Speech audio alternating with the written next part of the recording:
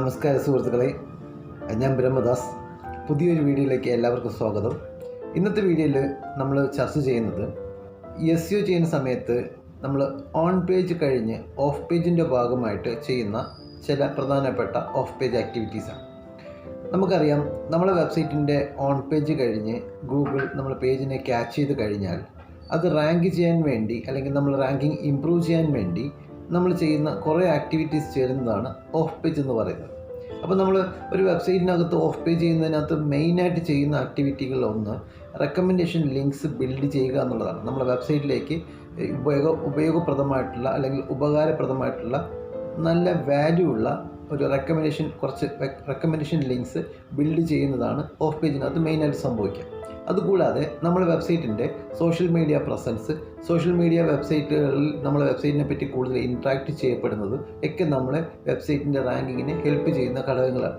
കാരണം social മീഡിയകളെ Google ranking ഫാക്ടേഴ്സായിട്ട് അംഗീകരിച്ചിട്ടുണ്ട്, ഉപയോഗിക്കുന്നുണ്ട്.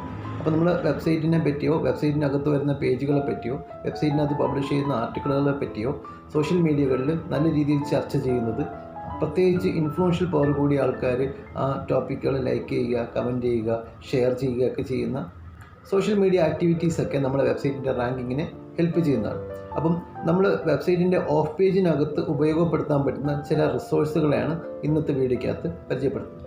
ഒരു വെബ്സൈറ്റിനെ നമ്മൾ ഒപ്റ്റിമൈസ് ചെയ്ത് ഗൂഗിളിൽ വെരിഫൈ ചെയ്ത് കഴിഞ്ഞാൽ, അല്ലെങ്കിൽ വെബ്സൈറ്റിൻ്റെ പേജുകളെ നമ്മൾ ഒപ്റ്റിമൈസ് ചെയ്തിട്ട് ഗൂഗിളിൽ ക്യാച്ച് ചെയ്യാനായിട്ട് സബ്മിറ്റ് ചെയ്ത് കഴിഞ്ഞാൽ, നമുക്ക് വെബ്സൈറ്റിൻ്റെ സൈറ്റ് മാപ്പ് ജനറേറ്റ് ചെയ്ത് ഗൂഗിളിൻ്റെ സെർച്ച് കൺസോളിൽ സബ്മിറ്റ് ചെയ്ത് കഴിഞ്ഞാൽ ആ പേജുകൾ ക്യാച്ച് ആയോ എന്ന് നോക്കിയതിന് ശേഷം ആ പേജുകളെ നമുക്ക് അത്യാവശ്യത്തിന് ലിങ്ക്സ് കിട്ടുന്ന രീതിയിൽ, ലിങ്ക്സ് ബിൽഡ് ചെയ്യുന്ന രീതിയിൽ ആർട്ടിക്കിൾ സബ്മിഷൻ, ശരിക്കും നല്ല ക്വാളിറ്റിയുള്ള ആർട്ടിക്കിൾ വെബ്സൈറ്റുകളിലേക്ക് നമ്മൾ ആർട്ടിക്കിൾ സബ്മിറ്റ് ചെയ്ത് അവിടെ നിന്ന് റെക്കമെൻഡേഷൻ ലിങ്ക്സ് എടുക്കുന്നത് വളരെ ഉചിതമായിട്ടുള്ള ഒരു രീതിയാണ്.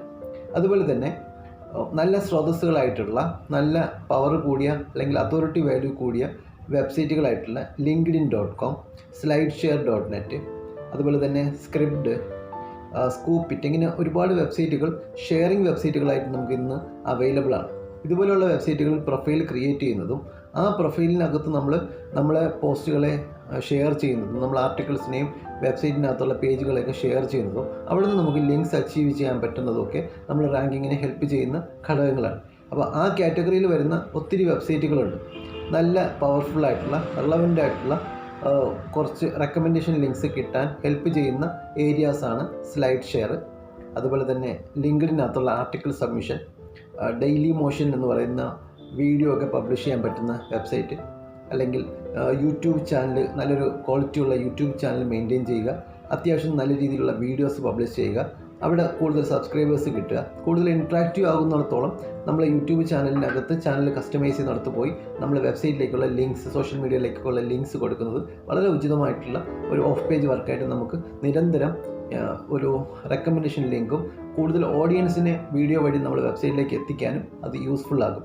അങ്ങനെ എത്തുന്ന ഓഡിയൻസ് നമ്മളെ വെബ്സൈറ്റിനകത്തുള്ള ആർട്ടിക്കിൾസും പേജുകളിലേക്ക് നമ്മൾ കൊടുത്തേക്കുന്ന ഓഫറുകളോ നമ്മൾ ഓഫർ ചെയ്യുന്ന സർവീസുകളെ പറ്റിയൊക്കെ വായിച്ച് മനസ്സിലാക്കി നമ്മളെടുത്ത് കൂടുതൽ ബിസിനസ്സിന് വേണ്ടി എൻക്വയറി നടത്താനോ അത് ലീഡായിട്ട് കൺവേർട്ട് ചെയ്യാനോ ബിസിനസ്സായിട്ട് മാറാനോ ഒക്കെ ഉള്ള സാധ്യത വളരെ കൂടുതലാണ്.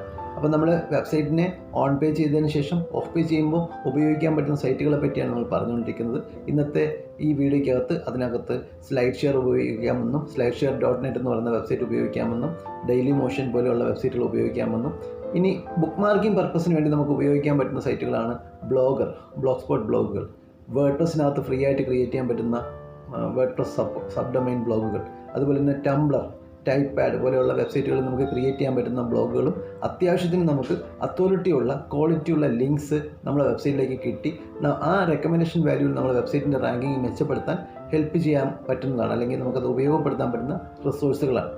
സിമിലർലി നമുക്ക് ക്വാളിറ്റിയുള്ള ഓതറൈസ്ഡ് ആയിട്ടുള്ള ഫോറം പോലെയുള്ള വെബ്സൈറ്റുകളിലൊക്കെ പോയി നമ്മൾ വെബ്സൈറ്റിനെ പറ്റിയുള്ള ഇൻട്രാക്റ്റീവ് ആയിട്ടുള്ള ഫോറം ആക്ടിവിറ്റീസ് നടത്തുക, ആൾക്കാർ നമ്മളെ ഇൻഫർമേഷനുമായിട്ട് ബന്ധപ്പെട്ടോ നമ്മളെ സർവീസുമായിട്ട് ബന്ധപ്പെട്ടോ ആ ഫോറത്തിനകത്ത് ആൾക്കാർ ക്രിയേറ്റ് ചെയ്തിരിക്കുന്ന ക്വറീസിന് ആൻസർ പറയുക, അങ്ങനെയുള്ള പല ആക്ടിവിറ്റീസും നമ്മുടെ വെബ്സൈറ്റിലേക്ക് ഓഫ് പേജ് ലിങ്ക് ബിൽഡിംഗ് അല്ലെങ്കിൽ ഓഫ് പേജ് ആക്ടിവിറ്റി ആയിട്ട് നമ്മുടെ വെബ്സൈറ്റിലേക്ക് ഗുണകരമായിട്ട് ഉപയോഗപ്പെടുത്താൻ പറ്റുന്ന ഘടകങ്ങളിൽ ചിലതാണ്.